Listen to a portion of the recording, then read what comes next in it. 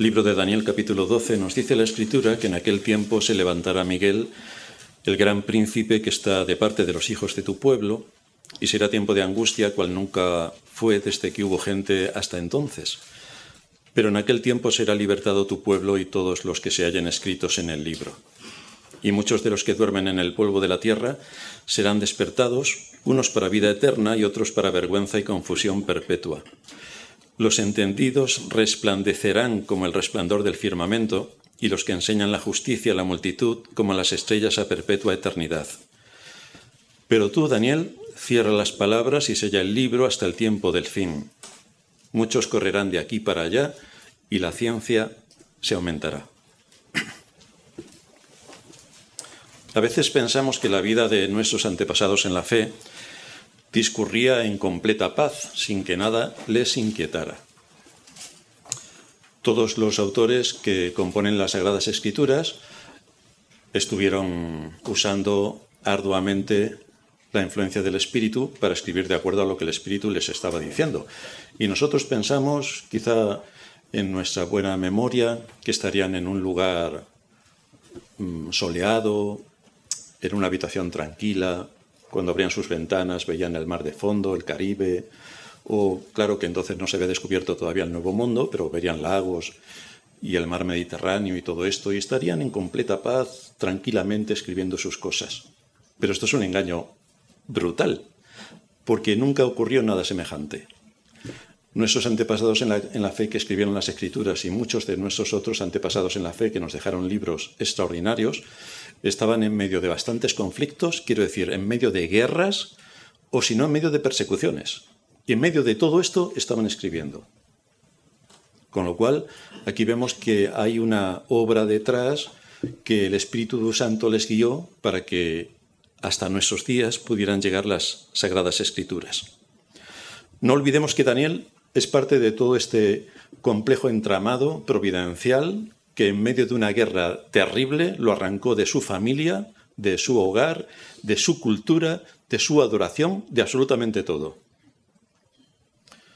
Y Dios usó diversos imperios para castigar de una manera bastante severa a Israel por sus continuos pecados, de idolatría, de falta de arrepentimiento, de estar entregado a todo lo que las demás naciones estaban haciendo. Daniel, siendo adolescente, se vio inmerso en estas situaciones complejas. Fue arrancado, como decía, de su familia, llevado a Babilonia, tuvo que aprender el idioma caldeo, tuvo que conocer la cultura caldea, porque iba a ser luego gobernador, por lo tanto necesitaba todo esto. Pero no desistió de ser fiel a Dios y actuar con justicia allí donde la providencia le puso. Y matizo que no se fue voluntariamente buscando un futuro mejor. Lo arrancaron de su familia.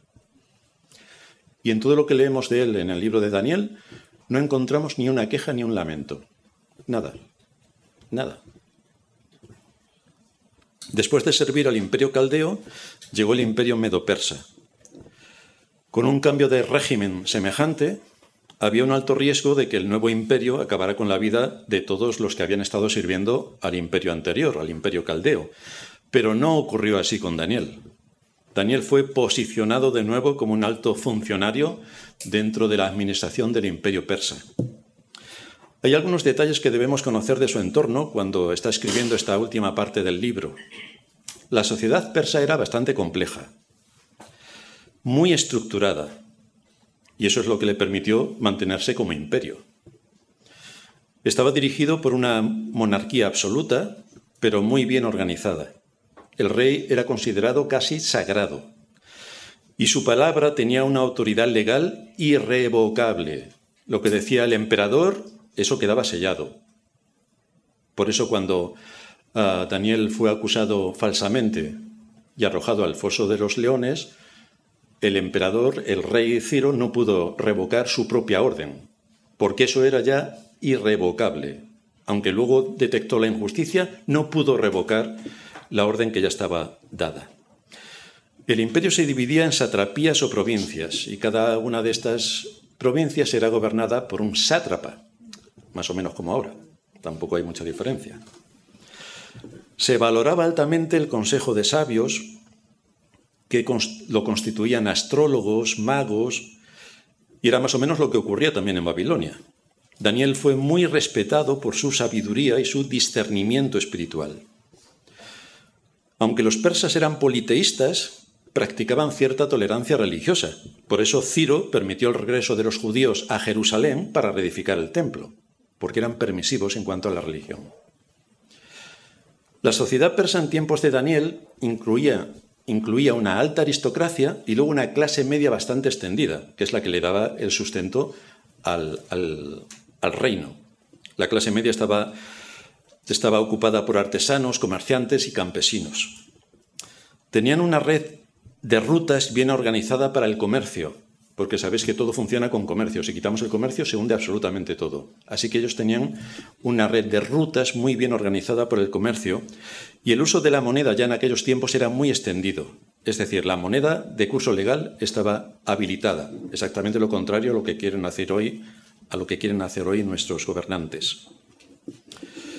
El idioma oficial era el arameo imperial.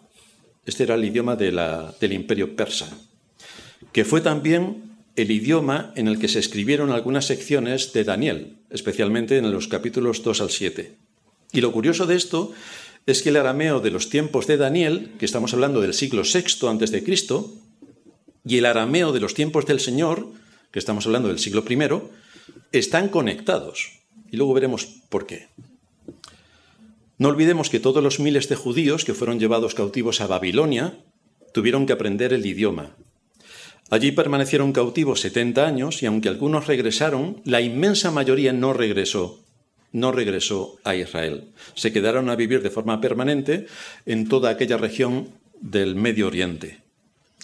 Aunque los judíos estaban usando el hebreo para asuntos religiosos, porque era la lengua oficial y entonces esto lo llevaban a rajatabla, es decir, lo mismo que han hecho los católicos hasta el año 1963, que hablaban en latín, para que todo el mundo lo entendiera, como cada cual puede saber. Todos sabemos latín.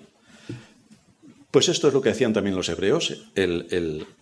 Los israelitas, el hebreo era la lengua oficial para los asuntos religiosos. Pero el arameo era su lengua cotidiana, era con lo que hablaban permanentemente, era su lengua coloquial. Tras el fin del imperio persa y el avance del helenismo con Alejandro Magno, que estuvimos viendo, el arameo imperial dio lugar a dialectos locales, entre ellos el arameo occidental o también llamado galileo, que es precisamente el que hablaba el Señor. Este dialecto es el que hablaba el Señor. Esto también subraya aspectos culturales de la encarnación a la que se sometió el Señor, porque no solamente se hizo hombre, sino que habló la lengua común del pueblo, lo más natural. Se integró completamente en la lengua y la cultura de la sociedad que le vio nacer. Por eso nos indica Isaías 54, Jehová el Señor me dio lengua de sabios para saber hablar palabras al cansado. Así que el Señor, hablando en este dialecto, enseñó toda su enseñanza. Fue en este dialecto. Hoy veremos varios aspectos sobre nuestro texto. ¿Quién es el pueblo elegido, en primer lugar? En segundo lugar, vamos a ver cómo podemos ser librados del mal. En tercer lugar, vamos a ver nuestro destino eterno. Y en cuarto lugar, vamos a ver el tiempo del fin. Porque seguramente esto se acaba. Seguramente. Así que vamos a ver en primer lugar quién es el pueblo elegido. En nuestro texto vemos a Miguel, que se designa como el gran príncipe que está de parte de los hijos de tu pueblo. Y esto nos lleva a dos preguntas. La primera, ¿de qué pueblo está hablando? Los evangélicos nos dirán, del judío. Y la segunda, ¿en qué consiste esta liberación que el texto menciona? Así que en cuanto a la primera pregunta, es evidente que al mencionar al pueblo de Daniel en este contexto y en esa época específica, evidentemente se refiere al pueblo judío, evidentemente. Y además Daniel era judío. Pero cuando llegamos al Nuevo Testamento, que es el que nos explica el Antiguo, y que además los evangélicos de nuestra época suponen que es lo único que debemos tener en cuenta desechando el Antiguo Testamento y así haciéndole caso al hereje Marción, que hizo una división completa de la Escritura. El Antiguo Testamento no sirve para nada y el Nuevo Testamento es todo amor, rosa y blanco. Pues siguiendo la herejía de Marción, nos encontramos como el Nuevo Testamento, para sorpresa de muchos, resulta que no habla de los descendientes físicos de Abraham. Cuando habla de Israel no se refiere a los descendientes físicos de Abraham, no. Romanos 2:28 nos dice, está hablando Pablo, que era judío, pues no es judío el que lo es exteriormente, ni es la circuncisión la que se hace exteriormente en la carne, sino que es judío el que lo es en lo interior, y la circuncisión es la del corazón, en espíritu, no en letra, la alabanza del cual no viene de los hombres, sino de Dios. Así que aquí marca una ruptura bastante importante en cuanto a lo que los judíos mismos pensaban y lo que hoy en nuestra época muchos evangélicos, la mayoría, piensan. Pues Pablo dice que esto no es así. Ahora, no sabemos qué Biblia leen, pero si leen la Biblia normal, se van a encontrar algunas sorpresas. Por lo tanto, Pablo está afirmando que el verdadero judío no es el que desciende físicamente de Abraham. Sorpresa. Romanos 9:6. No que la palabra de Dios haya fallado, porque no todos los que descienden de Israel son israelitas, ni por ser descendientes de Abraham son todos hijos, sino en Isaac te será llamada descendencia. Esto es, no los que son hijos según la carne son los hijos de Dios. Sorpresa. Sino que los que son hijos según la promesa son contados como descendientes. No venimos entonces de línea genealógica de la carne, sino de la línea espiritual. Gálatas 3:13. Cristo nos redimió de la maldición de la ley, hecho por nosotros maldición, porque está escrito, maldito todo el que es colgado en un madero, para que en Cristo Jesús la bendición de Abraham alcanzase a los gentiles, a fin de que por la fe recibiésemos el espíritu de la promesa. Las promesas fueron dadas a Abraham, y esto ocupaba a toda la tierra, todos los habitantes de la tierra. El alcance es para todos. Gálatas 3:26. Pues todos sois hijos de Dios por la fe en Cristo Jesús, porque todos los que habéis sido bautizados en Cristo, de Cristo estáis revestidos. Ya no hay judío ni griego, no hay esclavo ni libre, no hay varón ni mujer, porque todos vosotros sois uno en Cristo Jesús. Y si vosotros sois de Cristo, ciertamente linaje de Abraham sois, y herederos según la promesa. Así que aquí tenemos quién es nuestro padre espiritual, Abraham. ¿Quién es el verdadero Israel espiritual? Los hijos de Abraham, según la promesa, es decir, los de la fe, los de la fe. Y para terminar esta sección tenemos las palabras de Cristo en Juan 10:16. También tengo otras ovejas que no son de este redil. Aquellas también debo traer y oirán mi voz, y habrá un rebaño y un pastor. Un rebaño y un pastor. Los dispensacionalistas, que son la inmensa mayoría de los evangélicos, piensan que hay dos. Hay el Israel físico, descendiente físico de Abraham, que son los protegidos y le dicen todo tipo de cosas, y la Iglesia. Pero esto no es lo que encontramos en la Escritura. Ahora, ¿de dónde se sacan todo esto? Pues esto ya lo estuvimos viendo la semana pasada, con algunos matices más que veremos hoy. Así que tanto aquellos que Dios llamó de los judíos, porque en la misericordia de Dios, como su promesa era para todas las naciones, incluso entre los judíos, también llamó a un pequeño remanente a la salvación. Y de la misma manera, entre los gentiles, de entre todas las naciones, sacó y llamó a un pequeño remanente a la salvación, de entre judíos y gentiles. Y de los dos hizo un solo pueblo. Mis ovejas oyen mi voz. Y ahí estamos todos los que hemos nacido de nuevo por la operación del Espíritu. Esta simiente de la que habla aquí Pablo es Cristo. Esta simiente es Cristo. De manera que todos aquellos a quienes Dios llamó a la salvación desde antes de la fundación del mundo y que pertenecen a todas las tribus, naciones y lenguas de los 5 continentes, son el pueblo escogido por Dios. Ese es el Israel espiritual. Es por quien Cristo murió. Ese es el Israel.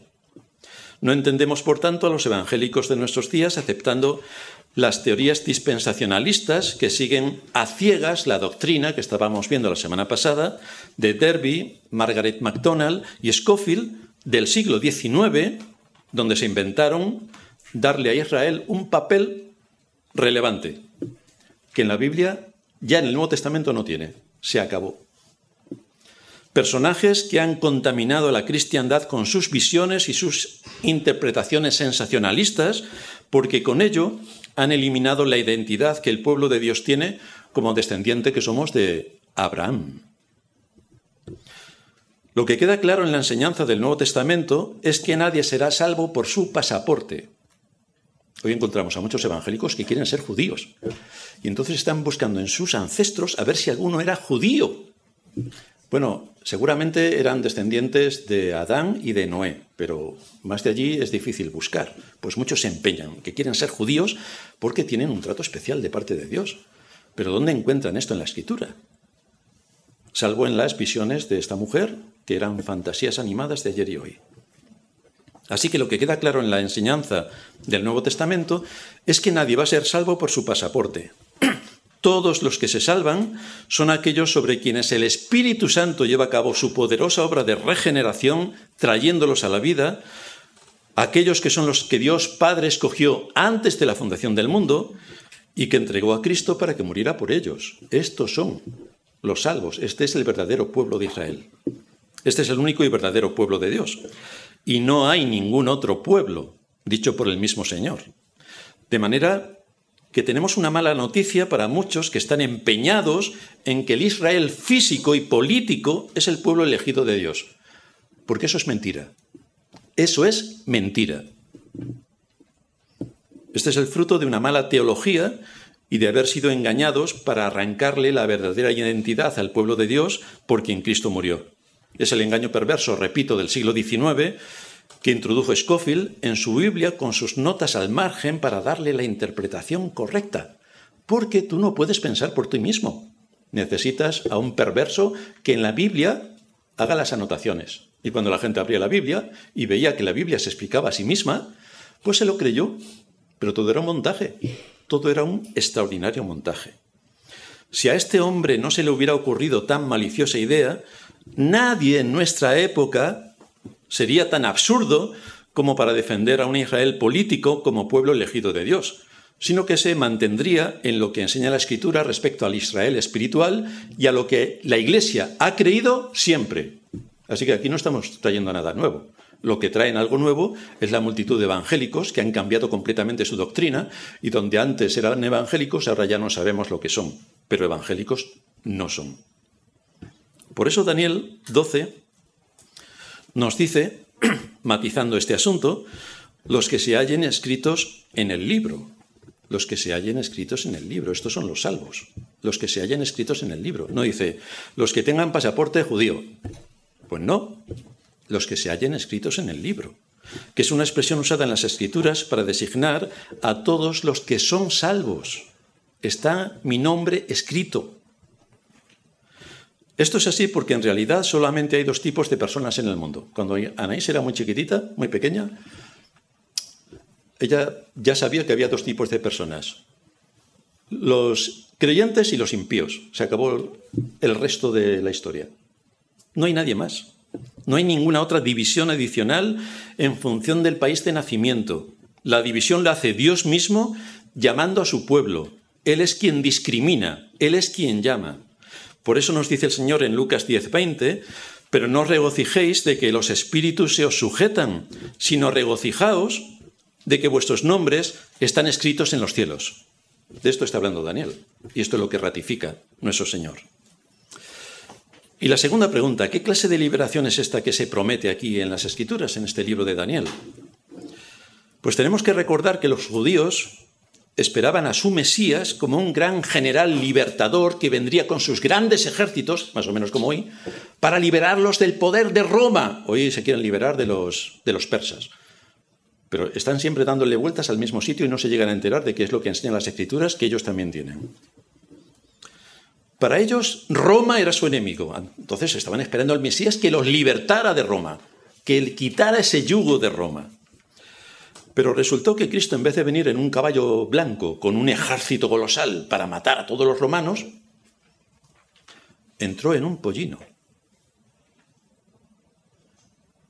para liberarles de sus verdaderos enemigos, Satanás, el pecado y la muerte. Así que las ideas preconcebidas que tenían los judíos respecto a lo que Dios estaba anunciando a través de los profetas no se parecían en nada. Pero, ¿qué es lo que ocurre con el hombre y el ser natural que hay dentro? Que busca cualquier cosa, cualquier alternativa que no sea Dios hablando, sino sus propios deseos, su propia vanidad, su propia conquista.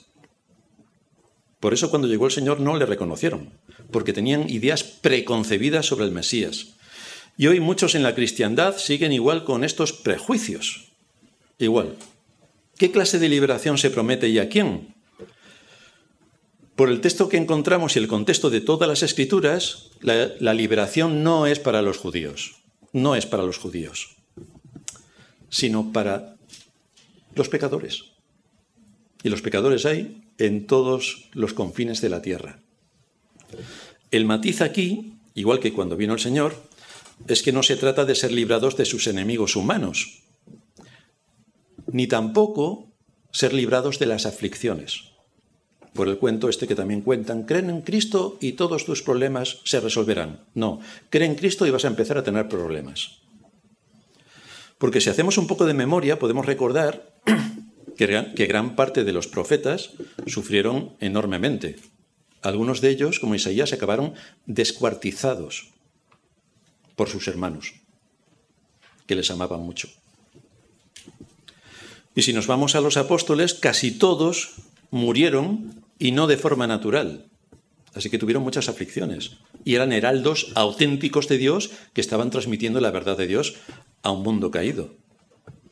Lo cual nos pone sobre aviso para que no pensemos erróneamente que nuestra vida en este mundo será paz y tranquilidad, que no tendremos aflicciones, que no tendremos enfermedades, que nada ocurrirá, que el mundo será un remanso de paz absoluta donde nosotros disfrutaremos aquí por los siglos de los siglos. Porque eso es mentira. Eso es mentira. Y cada uno en su propia vida puede ver que tiene aflicciones o tiene tribulaciones o tiene cualquier tipo de situaciones tensas que... El mismo Señor nos advierte que en el mundo tendremos aflicción. Y Pablo nos dice en Hechos 14:22 que es necesario que a través de muchas tribulaciones entremos en el reino de Dios. Muchas. Así que ¿de qué nos vamos a quejar? Si todos nuestros hermanos también estarán pasando por pruebas, dificultades y tribulaciones. En 2 Timoteo, Pablo también, capítulo 3, versículo 12, nos dice que todos los que quieran vivir piadosamente en Cristo Jesús padecerán persecución. Y nosotros podemos decir, yo no padezco ninguna persecución. Sé íntegro en tu trabajo y te vas a enterar. Sé íntegro. A ver si puedes pasar sin mentir en tu trabajo, porque todo está encajado para que tengas que mentir a tutiplén. Quiero decir, continuamente. Tienes que mentir. Sé honrado en tu trabajo. Y verás que pronto te empiezan a señalar porque no estás haciendo lo que hacen los demás. Es decir, nada. Es que te tienes que unir a no hacer nada para que entonces los demás no queden en evidencia.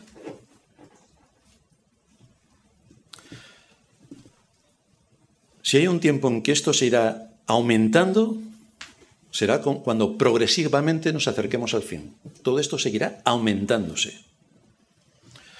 No olvidemos que también ha habido periodos en la historia donde el terror ha sido absoluto. Recordamos los 2 primeros siglos de la era cristiana, donde hubo 10 terribles persecuciones contra los cristianos solo por ser cristianos. Y en tiempos de la Reforma hubieron también persecuciones terribles. Ahora bien, ¿podemos decir que cuando se aproxime el fin será de la misma manera? Pues en realidad no tenemos ni la más remota idea. Porque antes había unas condiciones en el mundo y ahora ya estamos viendo que las condiciones están cambiando por completo.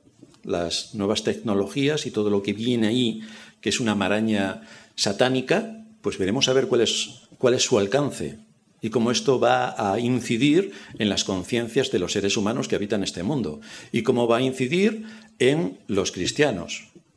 ¿Os habéis o no os habéis dado cuenta o no habéis podido pensar que por ahí arriba, quiero decir, los grandes que dominan este mundo, no saben que sois creyentes? Lo saben perfectamente, porque en vuestros perfiles, cualquier anotación que hayáis hecho, ya estáis identificados. De manera que cuando quieran ir a por quien quieran ir, lo van a hacer sin ningún problema. Nos van a eliminar y no va a pasar nada, todo el mundo aplaudirá. como hoy se aplauden ciertas guerras que son completamente absurdas. Pero como le interesa al poder que aquello siga funcionando y que la máquina siga produciendo billetes, pues así estamos. De manera que no sabemos qué es lo que pasará antes del tiempo del fin, o en el fin. Pero nada que hayamos conocido hasta nuestra época. Lo que sí sabemos es que Satanás ya está suelto, pero no conocemos todo el poder que está desplegando para llevar a cabo sus propósitos malignos y sus engaños, y todo con el objetivo de destrozar la Iglesia, de barrer la Iglesia. No lo podrá conseguir, pero eso no quita que lo intente por todos los medios a su alcance, como ha hecho a lo largo de toda la historia. No lo ha podido conseguir, pero los muertos se cuentan a miles de miles. Y en segundo lugar, ¿cómo somos librados de todo esto? Hay tres maneras en las que el Señor libra a su pueblo, y posiblemente ninguna nos guste. En primer lugar, nos guarda para darnos fortaleza en medio de la persecución. Y para eso tenemos que usar los medios de gracia, para estar fortalecidos frente a todo lo que por diversos ámbitos nos llega. Y ahí tenemos el texto de Romanos 8, a partir del 35, que es un canto de aliento y esperanza de todo lo que Dios ha preparado. Nada nos podrá apartar del amor de Dios, que es en Cristo Jesús. Ni lo alto, ni lo bajo, ni lo profundo, nada, nada, nada. Pero aunque nada nos puede apartar de su amor, eso no quiere decir que no vayamos a sufrir. En segundo lugar, Dios también va a restringir el poder del anticristo, que se sienta en el lugar de Dios y habla como Dios, para impedirle su propósito de engañar y exterminar a la Iglesia, porque el Señor prometió que su Iglesia perduraría en el mundo hasta el fin del tiempo. Por eso, y a pesar de las persecuciones, la Iglesia de Cristo sigue hoy en pie. Y el testimonio lo tenemos entre nosotros. A pesar de tan terribles persecuciones como ha habido a lo largo de toda la historia, pues aquí se reúne el pueblo de Dios para alabarle. Y aquí en muchos lugares del mundo. No somos muchos, no nos importa. El pueblo de Dios siempre ha sido pequeño. Siempre, siempre. En tercer lugar, aún los que tengan que pagar con su vida la fidelidad a Cristo, y esto a lo largo de los siglos ha sido la nota predominante, que muchos han tenido que pagar con su vida la fidelidad a Cristo, seremos finalmente librados, porque entramos en la presencia del Señor. Así que no debemos temer a quien mata el cuerpo, debemos temer a quien mata el alma. Y esto está en manos de Dios. Así que tememos a Dios, no a los hombres. Pero en todos los casos hay mucho sufrimiento. Mucho sufrimiento. Nosotros ahora más o menos estamos bien, pero esto no nos garantiza que mañana cambien las cosas y todo se vuelva en contra de lo que uno jamás hubiera imaginado. Por esta razón las Escrituras quieren poner esperanza en el corazón del creyente para que mire lo que Dios ha prometido, no que mire ahora lo que nos está ocurriendo, sino para que mire lo que Dios nos ha prometido. Y así, en este texto del Antiguo Testamento, se nos habla de una manera bastante extensa sobre la resurrección. Es el texto más importante del Antiguo Testamento que nos habla sobre la resurrección. Y nos dice que muchos de los que duermen en el polvo de la tierra serán despertados. La Biblia enseña que en un mismo día todos los que duermen en el polvo de la tierra serán despertados. Añade Daniel, unos para vida eterna y otros para vergüenza y confusión perpetua, pero todos serán despertados. Esta es la enseñanza del Señor en Juan 5:28. Vendrá la hora cuando todos los que están en los sepulcros oirán su voz. Y aquí ocurrirá lo mismo que ocurrió con Lázaro. Todos los que están en los sepulcros oirán su voz. Todos la oirán. Unos resucitarán para entrar en la vida eterna y otros resucitarán para entrar en el infierno por toda la eternidad. Pero esta es la gravedad del tema que nos ocupa. Esta es la gravedad del tema que nos ocupa. Esta es la urgencia por predicar el Evangelio a los perdidos, porque se trata del asunto más trascendente en la vida de cualquier hombre sobre la tierra. Sobre todo porque la Biblia no enseña en ningún lugar que el alma se destruye. Esto de comamos y bebamos, que mañana moriremos y allí se acabó todo, esto no es una enseñanza de la Escritura, es una enseñanza del mundo que quiere divertirse, quiere anular a Dios para divertirse más y así hacer lo que le dé la gana. Pero está determinado para todos los hombres que mueran una sola vez, con lo cual aquí lo de la reencarnación y todo esto cuento también se va fuera, mueran una sola vez y después el juicio, porque hay otra vida. Nosotros somos seres inmortales, creados a imagen y semejanza de Dios. Hemos recibido la inmortalidad, por lo tanto no nos vamos a morir. Físicamente nuestro cuerpo sí, pero nuestro espíritu no. Perdura. Los que rechacen aceptar las buenas nuevas de salvación en Cristo, los que se crean la mentira de este mundo, qué raro que el mundo mienta. Esto es algo inusual, porque no suelen mentir nadie en el mundo. Los políticos no mienten, nada. Todo es verdad lo que nos cuentan. Así que los que se crean la mentira de este mundo, los que desprecien el mensaje sobre Cristo, resucitarán para entrar en el infierno. Esto es una proclamación universal. Fijaos lo que dice Romanos 16:25. Y al que puede confirmaros, según mi evangelio y la predicación de Jesucristo, según la revelación del misterio que se ha mantenido oculto desde tiempos eternos, pero que se ha manifestado ahora y que por las escrituras de los profetas, según el mandamiento del Dios eterno, se ha dado a conocer a todas las gentes para que obedezcan a la fe. Así que la proclamación después de la muerte de Cristo es universal. Lleva a todos los continentes.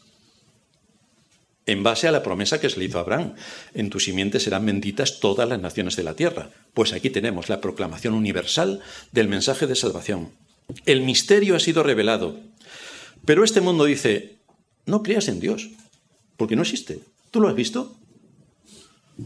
¿Tú lo has visto? Ya sabéis la anécdota que contamos de aquel que fue al espacio y no vio a Dios. Y el neurocirujano que dijo, pues yo he abierto la cabeza de muchos y no he visto ningún pensamiento. Entonces hay que igualar cosas iguales con iguales, pero no enredar la pregunta para hacer que diga lo que yo quiero que diga sin que diga lo que dice. Pensando solo un poco y viendo la inmensa creación que nos rodea y la vida que emerge continuamente a nuestro alrededor de una manera tan extraordinaria, y viendo los engaños que todos los poderes públicos vierten sobre absolutamente todo, ¿no se debería pensar que es un engaño más que se promueve para anular al Dios eterno? Porque ellos mismos quieren ser dioses. ¿No eran dioses en el antiguo Egipto? En muchas de las religiones paganas, los que ostentaban el poder eran considerados semidioses. Pues esto es también lo que consideran la gente que hoy nos gobierna. Quieren ser semidioses. Ya veis que hacen cualquier delito que hagan, cualquiera, y no pasa absolutamente nada. Ahora, como tú en vez de ir a 40, bueno, a 70 por la M30, vayas a 74, te caen 100 euros. Como no los pagues, te embargan. Si sigues sin pagarlo, la multa va creciendo. Y como te descuides un poco, te embargan tu casa. Vaya, pero si ha sido casi nada, pues esto es lo que hay. Pero ellos no. Son semidioses. De esto se trata, son semidioses. Al igual que todas las profecías bíblicas que se han cumplido, esta también, respecto a la resurrección, tendrá su cumplimiento. Todos los muertos serán resucitados, pero no todos tendrán el mismo destino. Los que piensan, bueno, Dios es bueno y al final nos perdonará a todos. Pues si Cristo no ha sido tu Salvador cuando estabas vivo, no será tu Salvador cuando estés muerto. No será.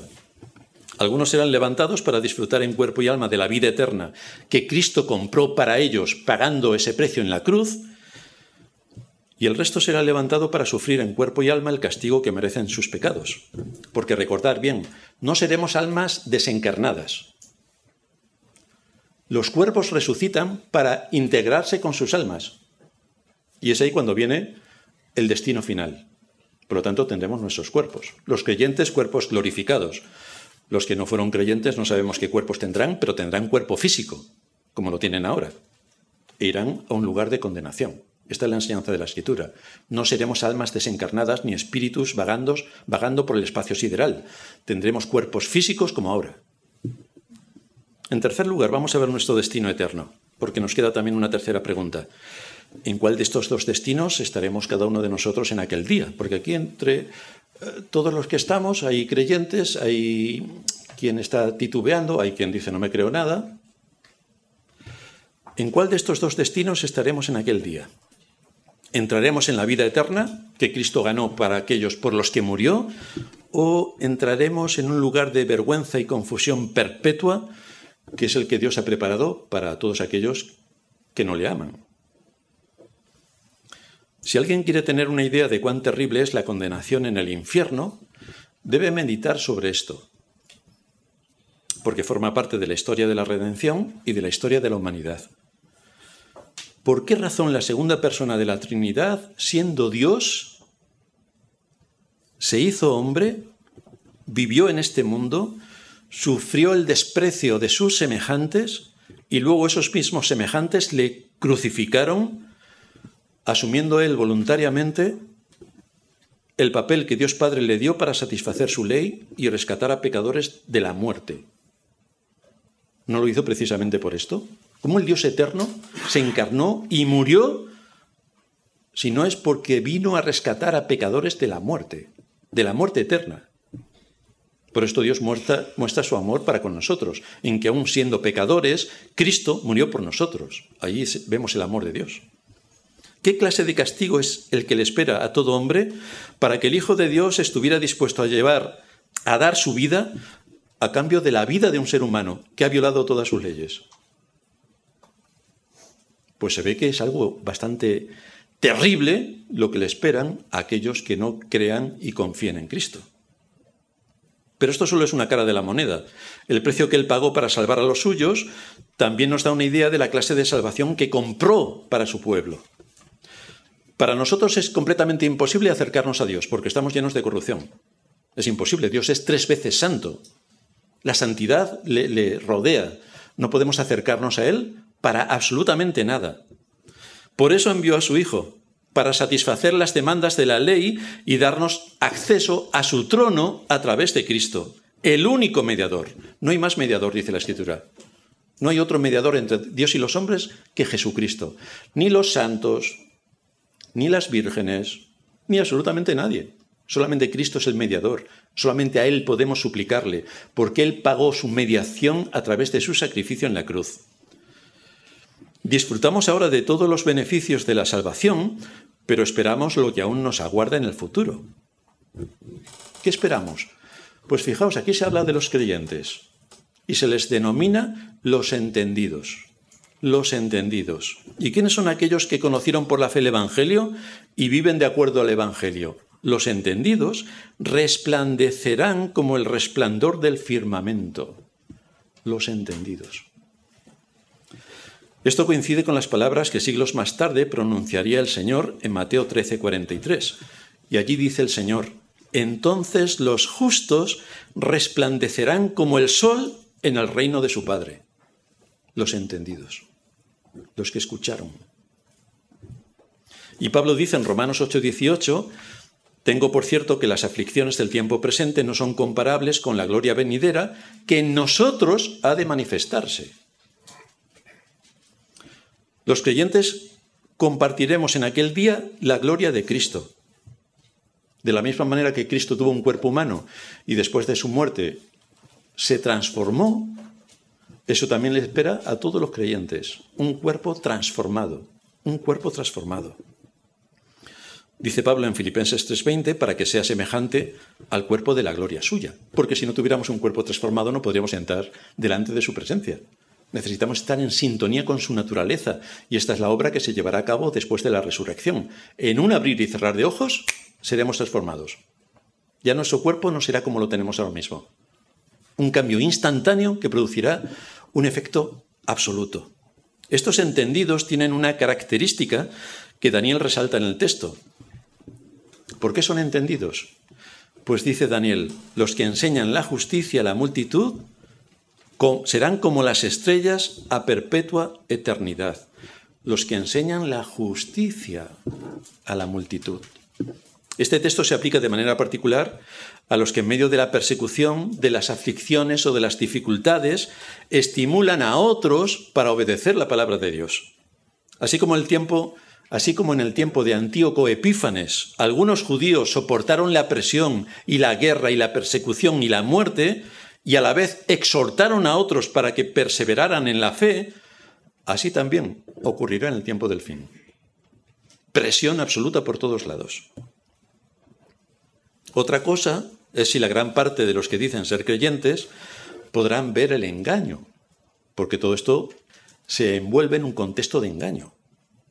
porque a tenor de lo que piensan sobre Israel y a tenor de cómo han actuado ante otro engaño estratosférico que nos mantuvo encerrados unos meses, más bien parece que serán ellos quienes persigan a los verdaderos creyentes, creyentes que han identificado el cuento y que lucharon por defender la vida, la verdad y la libertad, los dones inalienables que Dios le dio al hombre cuando lo creó. Por eso el estímulo de este texto se aplica a todos aquellos que enseñaron la justicia a la multitud. La justicia a la multitud. La justicia no es el buenismo. La justicia no es el buenismo. La justicia tampoco es la tolerancia ignorante. Y la justicia tampoco es seguir la moda de pensamiento social. Eso no es la justicia. Eso es, te pones en el camino ancho y que vaya por donde sea, y tú te dejas arrastrar. Pero eso no es defender la justicia. Porque cuando te pongas a defender la justicia vas a tener a todos en contra. Con el ejemplo que puse antes del trabajo. Tienes a todos en contra en cuanto te pongas a defender la justicia. Defender la justicia es actuar de acuerdo a la ley de Dios y de acuerdo a todos los principios que se derivan de ella, sin retorcerlos, sin retorcerlos. Porque si se retuercen para atentar contra la vida, contra la verdad o contra la libertad, entonces no estamos hablando de justicia. Estamos hablando de profanación de la justicia. Y esto es lo que fue el denominador más abundante que han practicado los evangélicos en el último lustro. El Señor sabía que no todos los que profesaban ser parte del reino tendrían esta disposición a luchar a favor de la justicia. Algunos iban a tener en poco sus mandamientos, y que vamos a hablar de la Iglesia evangélica de nuestros días, que dice, no estamos bajo la ley, sino bajo la gracia, así que viola todos los mandamientos. Qué divertido, pero han entendido algo del Evangelio. Algunos iban a tener en poco sus mandamientos. Otros serían promotores dentro de la Iglesia de ciertas actitudes como, no podemos ser tan rigurosos, pero fíjate, estamos en el siglo XXI, tenemos que ir con el siglo XXI. Efectivamente, es que en el siglo XXI la rueda es redonda. Pero como vivimos en el siglo XXI, vamos a hacerla cuadrada, porque estamos en el siglo XXI. Bueno, es que tienen cada idea de bombero, que se dice por aquí, o sea, idea en fin.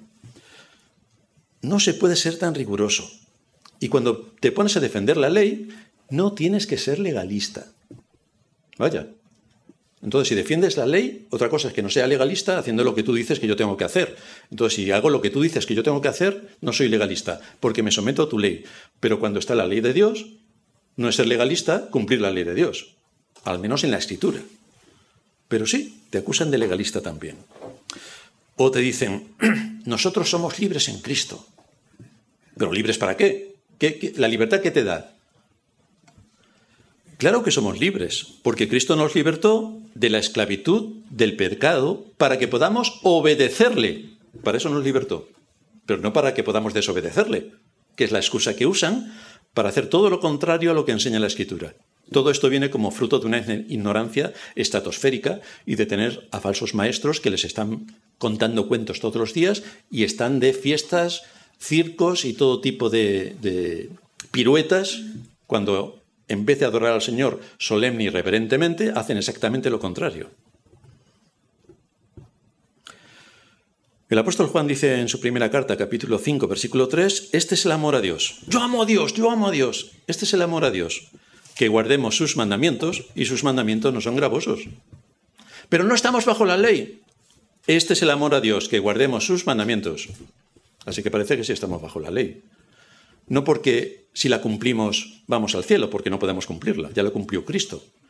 Pero sí que debemos observarla como consecuencia de la salvación que nos ha dado Cristo. La ley moral de Dios no es un yugo insoportable para el creyente, sino que es un deber. Sabe que ese es su deber. No se justifica ante la ley para decir, en mi caso no se aplica, que es lo que muchos que no quieren obedecer dicen, como hemos escuchado antes con Saúl. En mi caso no se aplica. Es que el pueblo quería ir y hacer los sacrificios y entonces yo dije, claro que sí, ¿cómo no? En mi caso no se aplica. Pero para el creyente es un gozo poder tener una guía segura para saber cómo debe conducirse en este mundo. Y son los 10 mandamientos, que todo el mundo se lo sabe de memoria. Son los 10 mandamientos. Los 10 mandamientos. todos aquellos que con su ejemplo y sus palabras exhortan a los demás para vivir de acuerdo a como Dios establece en su palabra, resplandecerán, dice Daniel, como las estrellas a perpetua eternidad. No importa lo que piensen los demás. Cuando te pongas a defender el Evangelio, te van a decir de todo menos guapo. No importa. Lo que importa es lo que Dios piensa de aquellos creyentes que están cumpliendo con su papel en este mundo. Por eso las Sagradas Escrituras nos enseñan claramente que Dios los tiene en alta estima.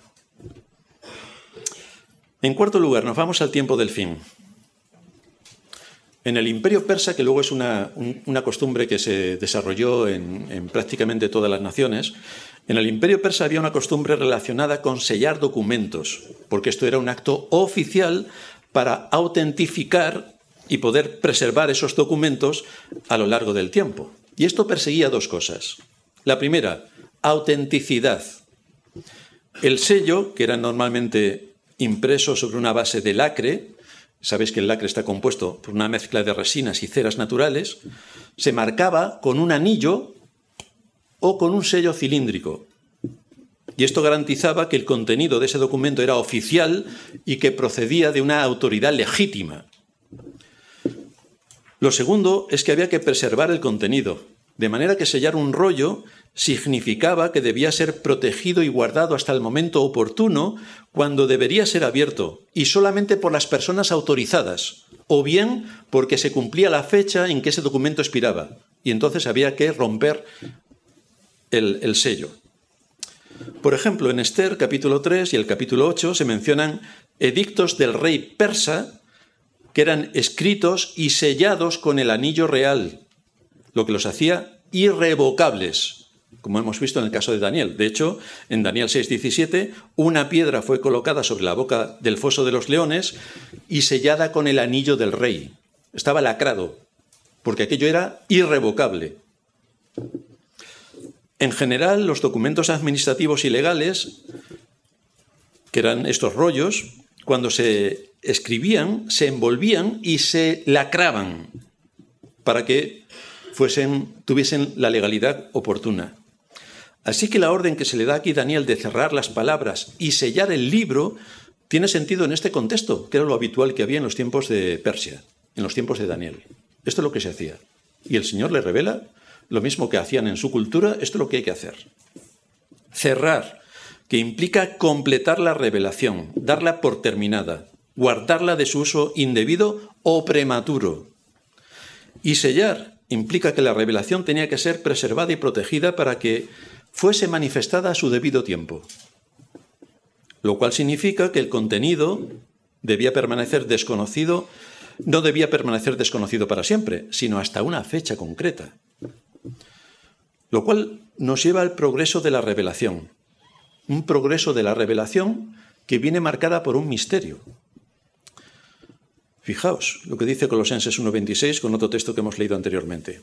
El misterio que había estado oculto desde los siglos y edades, ¿qué misterio ha estado oculto? Y que Daniel selló. ¿Cuál es el misterio que ha estado oculto? A quienes Dios, pero que ahora, dice Pablo, ha sido manifestado a sus santos, a quienes Dios quiso dar a conocer las riquezas de la gloria de este misterio entre los gentiles, que es Cristo en vosotros, la esperanza de gloria. Este es el misterio abierto, que había estado cerrado hasta ese momento. Ahora se abre. La frase que comenta aquí Daniel de la ciencia aumentará, muchos dicen, ¿veis cómo la ciencia ha aumentado en nuestro siglo? ¿La ciencia ha aumentado? Pues qué mala noticia, porque no se refiere a eso. Vaya, se refiere al conocimiento de Dios. La ciencia aumentará con la venida de Cristo y la exposición que hacen los apóstoles de la doctrina. Aquí tenemos una expansión absoluta de la revelación de Dios para el hombre. El misterio es revelado no solamente en Cristo, que es el punto culminante, sino también en todo lo que se desarrolla a partir de Cristo, con la enseñanza de los apóstoles y con la implantación de iglesias cristianas que sirven al Dios verdadero. Aquí tenemos la ciencia aumentará. No en que tenemos un teléfono inteligente, sino que tenemos las Escrituras. Ahí está la ciencia. Así que ahí tenemos el gran misterio desvelado que estaba cerrado, que el Dios eterno se hizo hombre para pagar con su muerte la muerte de todo su pueblo. ¿O de qué creéis que estaban cantando los ángeles cuando nació el Señor? Gloria a Dios en las alturas, y en la tierra paz, buena voluntad de Dios para con los hombres. Este es el misterio que empieza a abrirse desde ese momento. Y este es el mensaje que ha sido abierto de aquel libro de Daniel, que tuvo que lacrar, que en Cristo la salvación llega hasta lo último de la tierra, que en Cristo hay vida eterna, que todo aquel que está en Cristo tendrá la salvación. Este es el gran misterio que fue desvelado. ¿Y a qué conclusión nos lleva todo esto? Estas palabras que está aquí citando Daniel han sido de mucho consuelo para los creyentes de todas las edades, sobre todo para los creyentes que han sufrido persecución y que les ha costado la muerte, y también está enfocado a los creyentes que vivirán en el tiempo del fin. Tristemente, no todos los hombres van a disfrutar de este consuelo en esos días, porque la idea del texto es que muchos desecharán la palabra de Dios y tratarán de encontrar respuestas, pero no en las Escrituras. Me comentaba Sharon que todo lo que ha ido moviéndose durante estos últimos 5 años, la gente está más interesada por los viajes astrales, por lo que dicen los signos del zodíaco y todo este tipo de cosas, pero no por las Escrituras. Entonces está habiendo un resurgir en todas estas artes oscuras, pero no en las Escrituras. El hombre está buscando respuestas, está buscando continuamente. Pero como en nuestra época a la cristiandad tampoco le importan mucho las Escrituras, a tenor de lo que vemos, tampoco le parece interesante someterse en obediencia a lo que Dios establece, prefieren Hollywood, que es más divertido. Prefieren seguir la corriente de moda de este mundo, prefieren seguir entregándose a lo sensacionalista o simplemente mirar para otro lado. Pero la historia humana se dirige al establecimiento del reino de Dios en la tierra.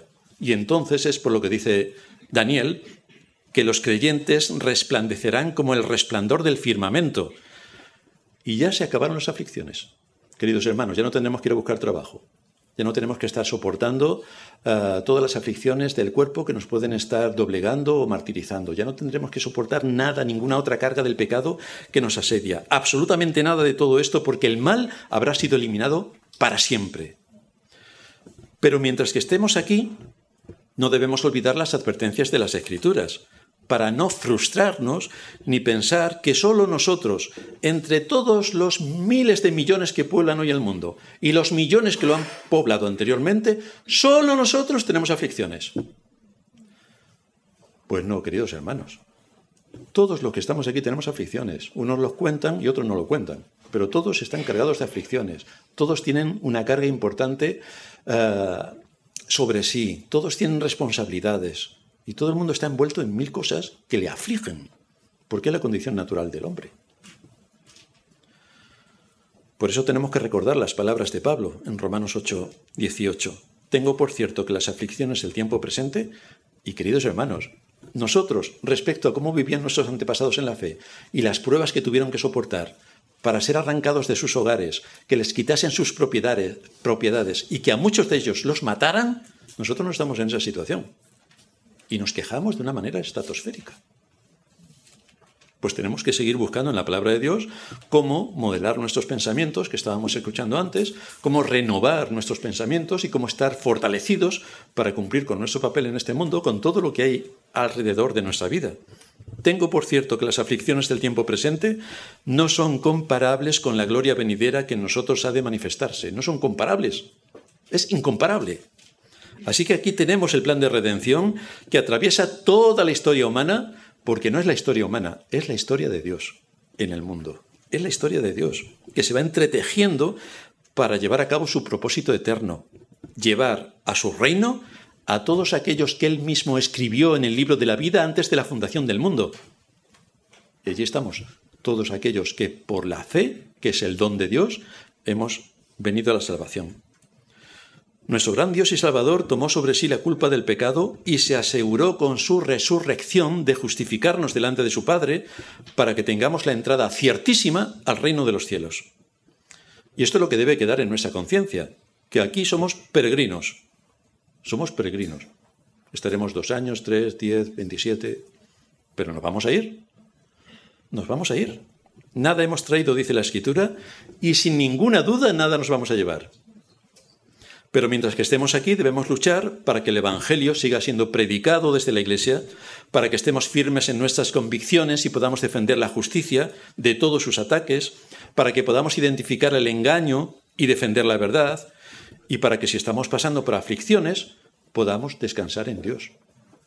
Podamos descansar en Dios, el Dios de la providencia, que todo está en sus manos, que es también quien mostró su amor hacia nosotros entregando a su Hijo a la muerte. Y dice la Escritura, si Él hizo lo más que podía hacer, que es entregar a su Hijo a la muerte, ¿cómo no va a hacer lo más pequeño?